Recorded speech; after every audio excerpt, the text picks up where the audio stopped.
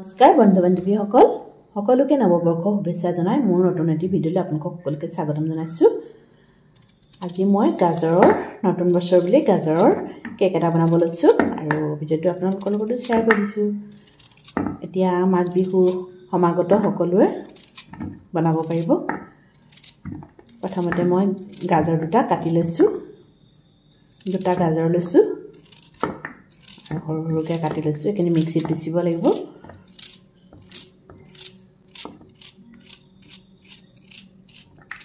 গাজৰখিনি কটা হৈ গ'ল। মিক্সি পট এটা লৈছো। গাজৰখিনি ইয়াতে ঢালি দিছো মই।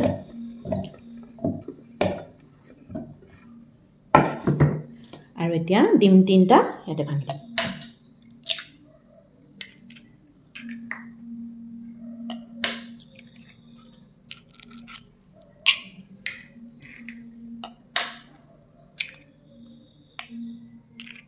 এখিনি মিক্সিত ফাইন পেষ্ট বনাই ল'ব লাগিব। একদম মিহিকৈ পিচিব লাগিব আৰু 1 কাপ চেনি দি দিছো। এখিনি এতিয়া পিচি আনো মই। গাজৰখিনি পিচি আনিলো। পুৰা ফাইন পেষ্ট কৰিব লাগিব। ইয়াত টুকুৰা টুকুৰ থাকিলে উঠাই দিব। এয়া সব ধুনীয়াকৈ পিচি গ'লে ক'ৰবাত যদি গোটা আছে নহয় তেতিয়া উঠাই দিব লাগে।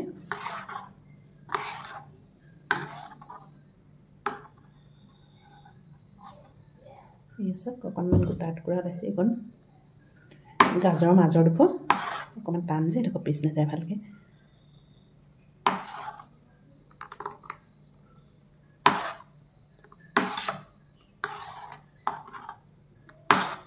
আৰু এই কেকটোত মই কোনো ধৰণৰ ঘি আৰু তেল ব্যৱহাৰ নকৰোঁ। বিনা তেল ঘিতে বনাম। আৰু এতিয়া মই এয়া ময়দা 1 কাপ দি দিছোঁ ইয়াত।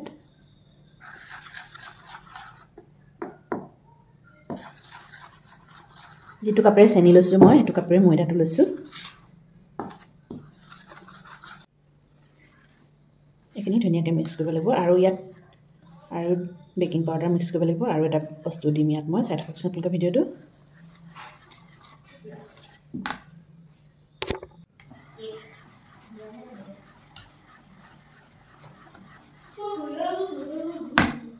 আৰু এইটো সব কাষ্টাৰ্ড পাউডাৰ। মই ইয়াত কাষ্টাৰ্ড পাউডাৰ দি দিছোঁ।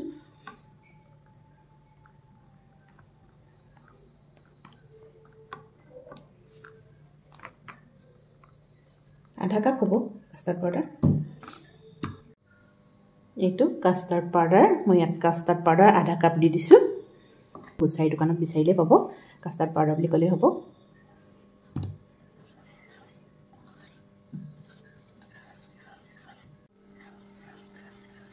এইখিনি এতিয়া ধুনীয়াকৈ মিক্স কৰিব লাগিব।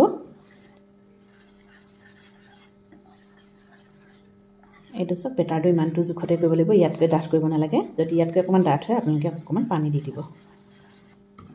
মোৰ বাৰু পানী দিবলগীয়া হোৱা নাই। ধুনীয়া জোখতে হৈছে।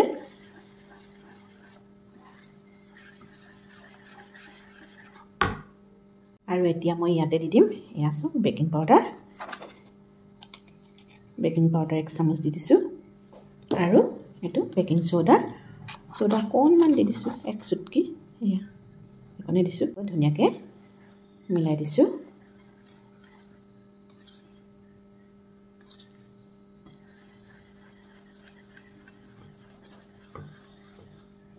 বেকিং পাউডাৰ দিয়াৰ পিছত একেটা ডাইৰেকশ্যনতে ঘূৰাব লাগে। আৰু খুব বেছিও ঘূৰাব নালাগে, যাতে অকল মিক্স হৈ যায় সিমানটো পৰ্যায়লৈহে ঘটিব লাগে। এয়া মোৰ হৈ গ'ল।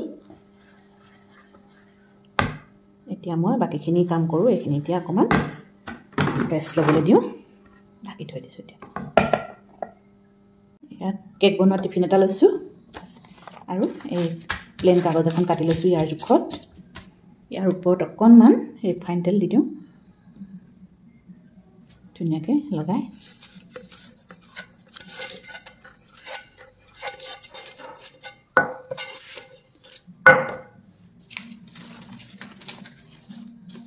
ছাইডতো দি দিছোঁ।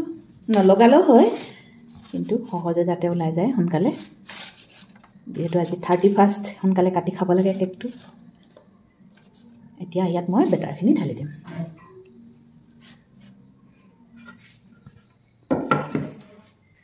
এয়া বেটাৰখিনি দিয়ে ইয়াত ঢালি দিম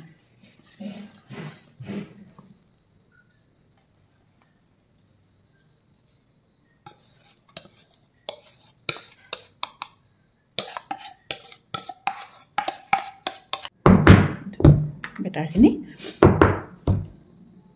মই সাইডৰ কাগজখন এৰুৱাই দিলোঁ দিগদাৰ হৈছে আৰু এতিয়া এলুমিনিয়াম ফইল পেপাৰখনে টিফিনটো মুখখন মই বন্ধ কৰি দিওঁ ভাপত দিম নহ'লে পানী সোমাই যাব সেইটো কাৰণে পুৰা ধুনীয়াকৈ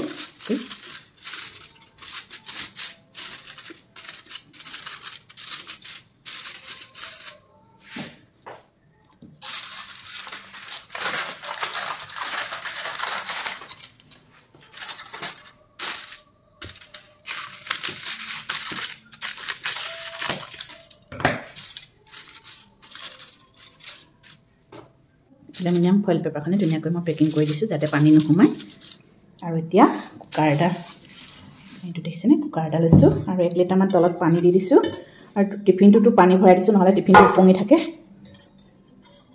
আৰু প্ৰায় 25 মিনিটমানলৈ এইখিনি এতিয়া কুকাৰটোৰ ভিতৰত সিজিব দিম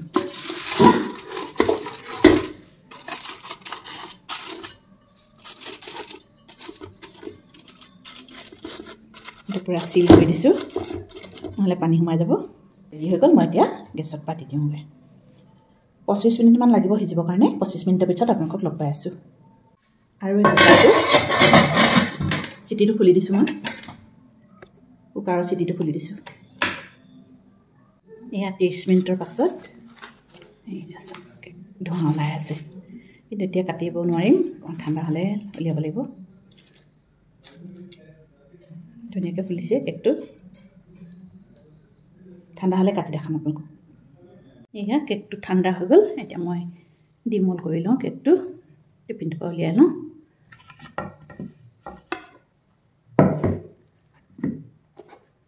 এয়া চব কি ধুনীয়াকৈ ওলাই আহিছে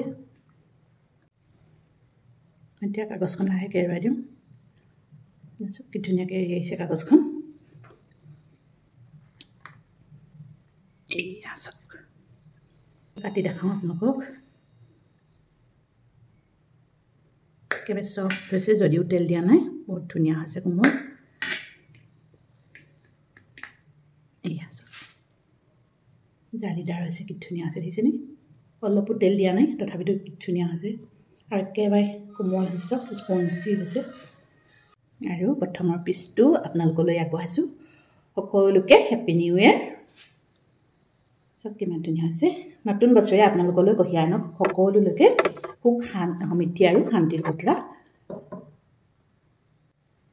সকলোৰে আশাবোৰ পূৰণ হওক নিৰাশাবোৰ বিয়োগ হওক পুনৰবাৰ নতুন বছৰৰ শুভেচ্ছা জনাই মোৰ আজিৰ এই ভিডিঅ'টো সামৰিছোঁ মোৰ আজিৰ এই ৰেচিপিটো যদি আপোনালোকৰ ভাল লাগে সকলোৱে লাইক কমেণ্ট শ্বেয়াৰ কৰিব পুনৰ নতুন এটি ভিডিঅ'ত লগ পোৱাৰ আশাৰে মই মিনাক্ষী আজিলৈ আহিছোঁ বাই